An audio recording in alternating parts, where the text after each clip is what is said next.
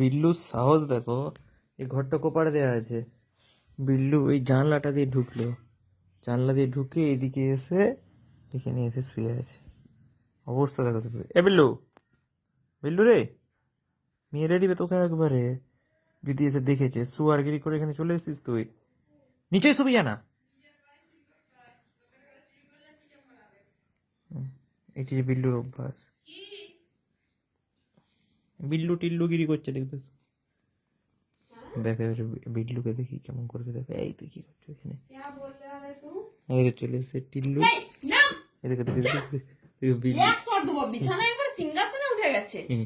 দেখছো, এইটা একদম সহ্য করতে পারে না বিল্লুকে। সহ্য করতে পারিনি কি, যার যেটা জায়গা থাকে সেটা সেখানে বিল্লু রাখা ভয় উচিত। কাঠের তলায় ঢুকে গেছে, এই তো কাঠের তলায় বসেছে বিল্লু। এর থেকে বোঝা গেল আমি পশুপ্রেমী, আর এইটা হচ্ছে একটা ফালতু জানোয়ার। আমি কখনোই পশু প্রেমী নই।